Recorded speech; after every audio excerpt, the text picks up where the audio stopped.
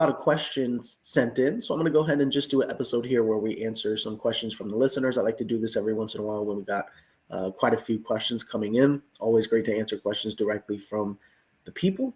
So we will go ahead and get into that here today.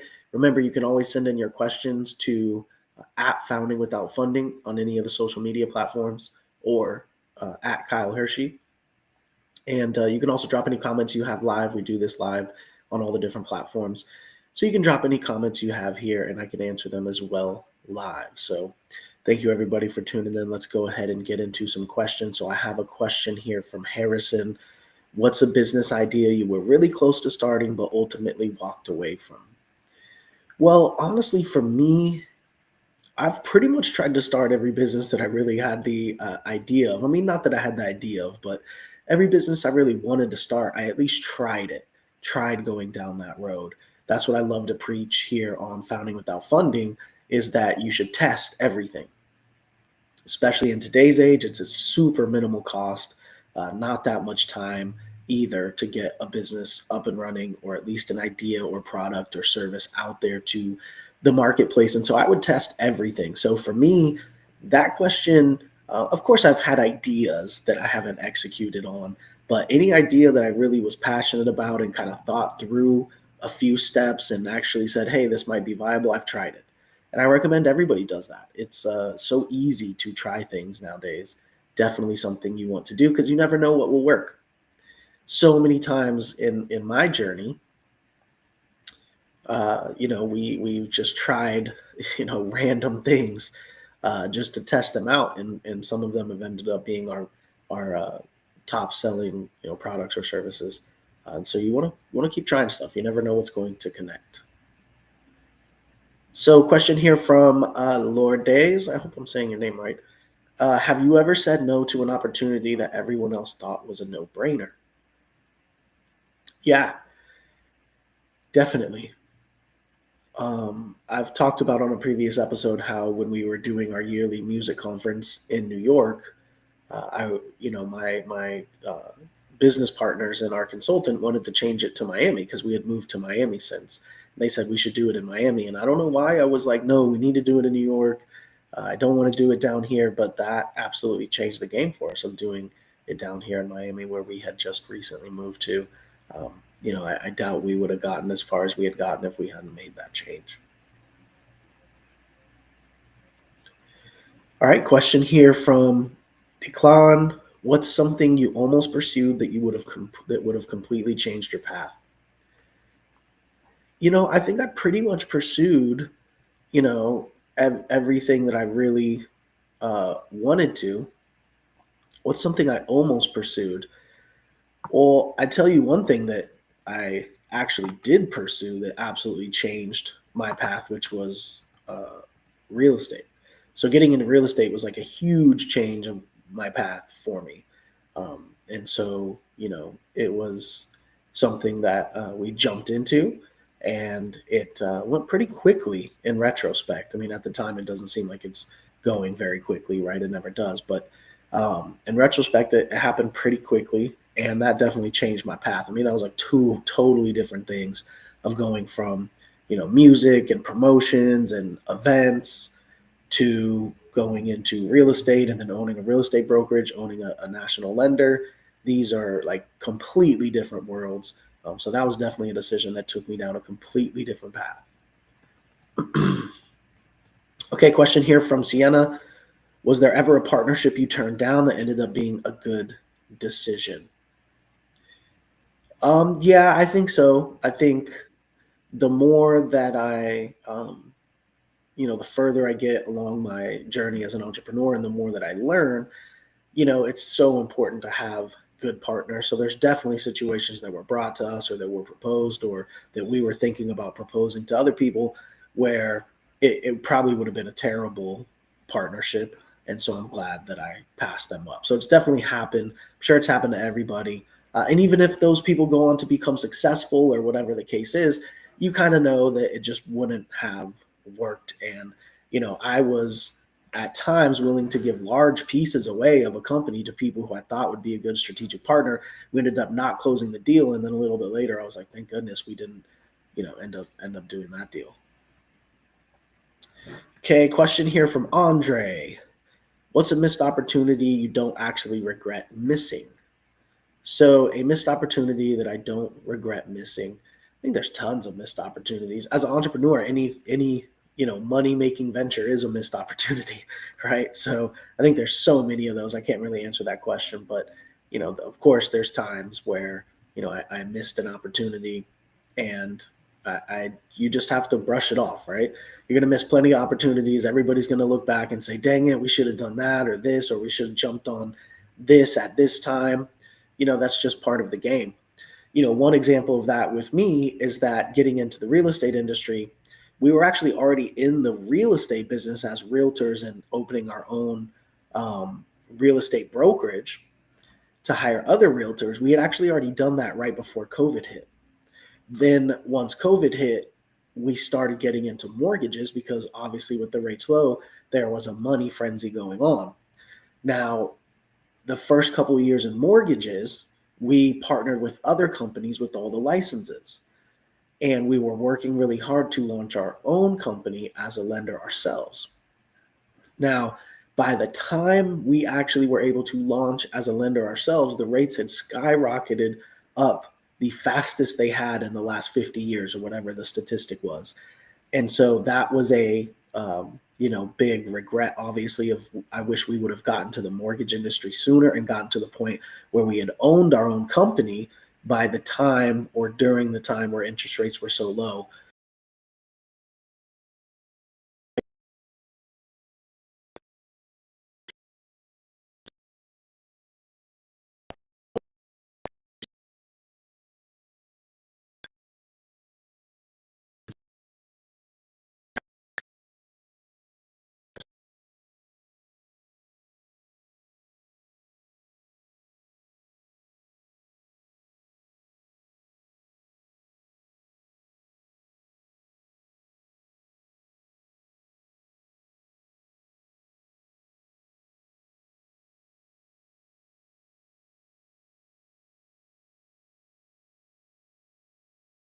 Looks like we got disconnected there for a second, but we are back up. Sorry about that. It looks like the internet tripped up there for a second. So, next question here is from Marlo. Have you ever trusted your gut and said no without fully being able to explain why? Yeah, absolutely. Sometimes you can't explain it. And sometimes that's hard with business partners because they want you to explain it and say, why are you so against this, or why don't you want to do it? And sometimes you may be correct, but sometimes, needing to give them the justification and being able to explain why can talk through it not only with them but you, and you may end up changing your mind, but at least and you may have changing their mind, but you kind of got to talk it out. One of the best parts about having business partners is being able to talk through things, and bouncing ideas off each other is great and everything too. But really, when you're like trying to figure out how to do something, there's nothing better than physically talking it out with someone. Not even just about the information that they give you during that conversation, which is great, but also just for you in your mind to go through the steps of this is how, actually out loud verbalizing, this is how it could work. This is what we would do. And then the other person gives you feedback. Yeah, it would be great if we did this. Oh, I see the vision there. I don't know if this part would work because I've had this experience with this. I mean, that's so important, is to be able to talk out ideas, preferably with your business partner that has just as much interest in it as you. All right, question here from Keaton. What's a trend you chose not to chase that later burned a lot of people? It's a good question. I'm not really sure the answer to that. I think I think there's a lot of trends that I chose not to chase. And maybe I should have chased some of them. I don't know. Maybe we would have been better off, but we weren't really ever focused on trends like that. We were always trying to build something bigger and better, and reinvesting all the money that we made. So it wasn't really about like following trends. It was more so just trying to steady build something up that we can have in the future. Okay. Question here now from Iris. So Iris is asking, was there a moment where saying no felt way scarier than saying yes? definitely. I think there's moments where saying no, feels scarier than saying yes. Basically, regret, right? There's regret there, or a sense of future regret. And I think that's always going to be there for us as entrepreneurs. All right, question here from Paolo D. What's a business you could have built but knew it would have owned your life? Um, I think like one of the things like that is like restaurant industries, brick and mortar type stores. I think everybody has, an idea at some point in their mind of, if I opened a restaurant or if I opened a store or whatever it is, it would be like this. It would be cool to open this.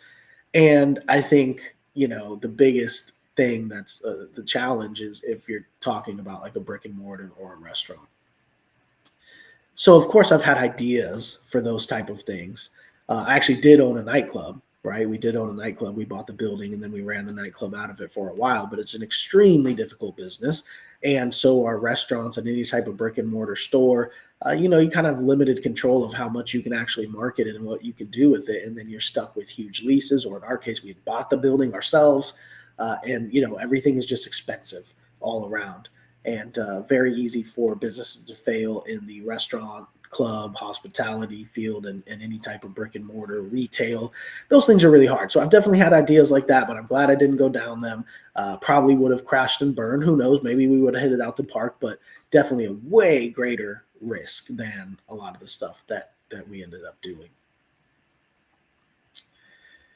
All right, question here from Vera. How do you decide when an opportunity is actually a distraction? Oh, good question. How do you decide when an opportunity is actually a distraction?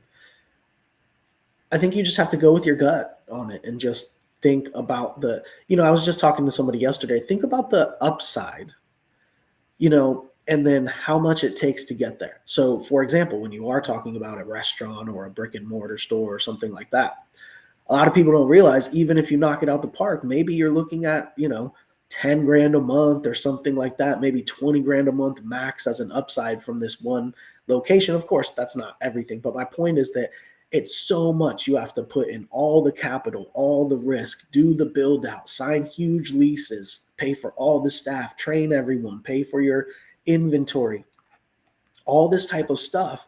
And the risk is super huge, but the payoff isn't even really that big. Now, if you can make a super successful, super profitable, retail business or restaurant or bar or club, and then you can franchise it to other people, then there could be a big payoff at the end.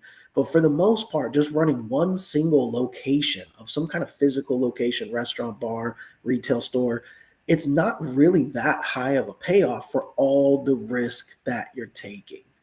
Right. So that's something I'm glad I didn't go down that road, even though I've obviously everybody's had ideas of if I opened a store, or if I opened a restaurant, or if I opened a club. We did get to open a club. But again, very difficult industry to be in. But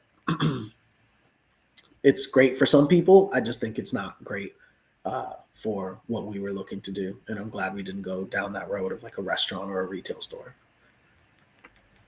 All right. Question from Colton. Have you ever said no and then watched someone else succeed doing the same thing? Yeah, absolutely. Well, I think we all have that moment, right, of seeing something and going, oh, I had that idea a long time ago, and somebody else is out there being successful with it. We all know it's not about who thought of it. It's about who actually did it and executed it.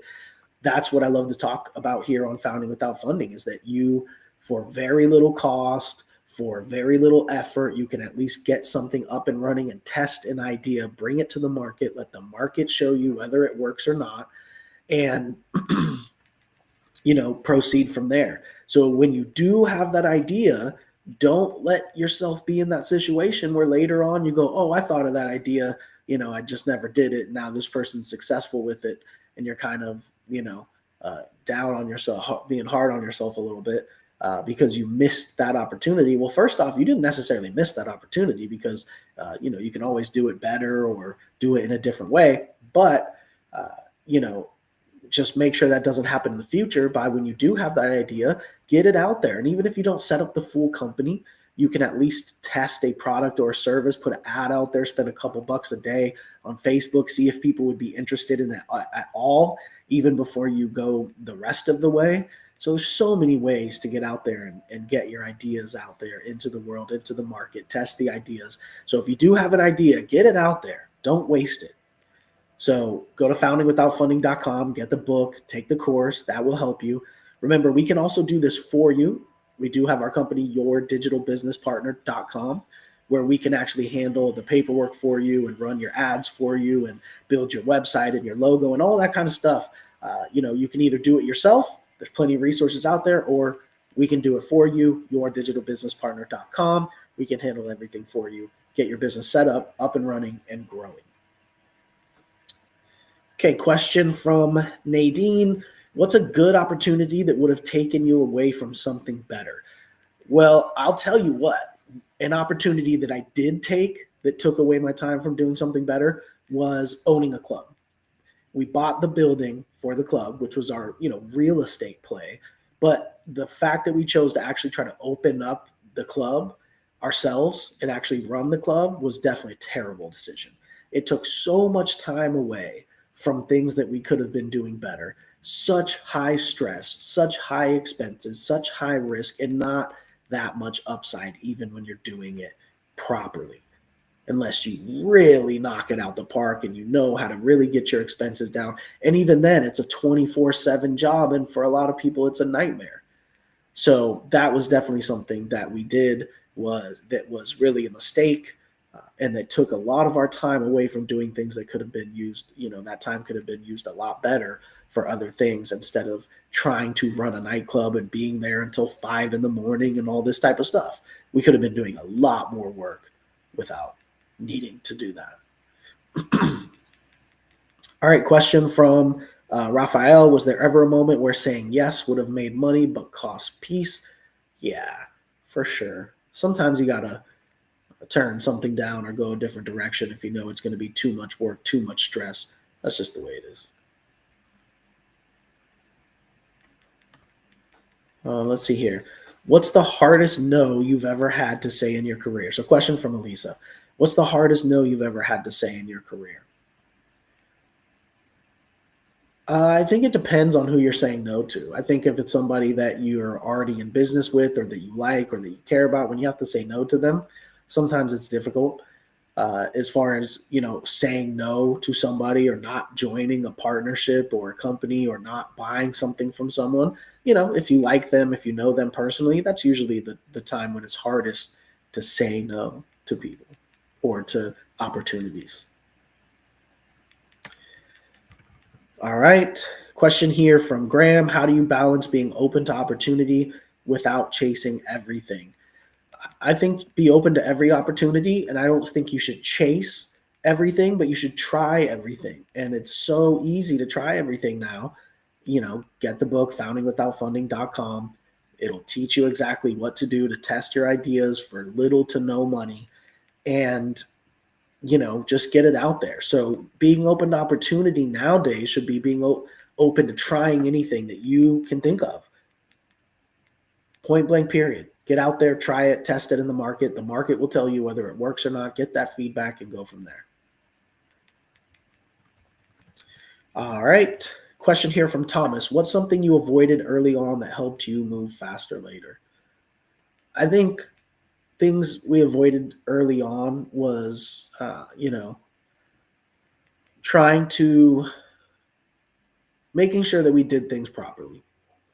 I think in the business that we were in the beginning of our careers, there wasn't a lot of people doing things properly as far as,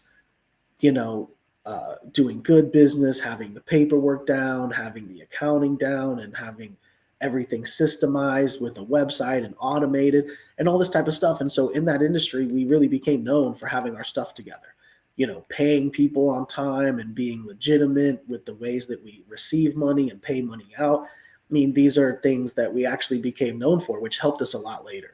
So when you're trying to partner with people later, they know that you're good for whatever money we're talking about. They know that you're systemized. They know how they get paid, and they know that you're not, using their names in a bad way or whatever the situation is, because you have that reputation. So I think building that early on definitely helped us move faster and better later by being able to cut through some of that red tape of anybody that knew about us was already in our network, or had even heard about us, probably heard that we do good business, and that was able to help us later attain more partnerships and make more money and have better word out there about the company in general. All right, so we'll take one last question here. Question from Anika: have you ever walked away from something because the timing wasn't right, even though it looked solid? um I haven't walked away from too many things because I've always tried everything, and tried to push forward with it. But timing obviously has a lot to do with everything. We talked about it on yesterday's episode. Timing, luck, that has a lot to do with it. And sometimes you do have to walk away. But for the most part, I definitely never walk away from like ideas and trying things. We always want to try everything. All right. With that being said, we will go ahead and wrap it up here. Thank you, everybody, for tuning in. We will see you on the next episode of the Founding Without Fun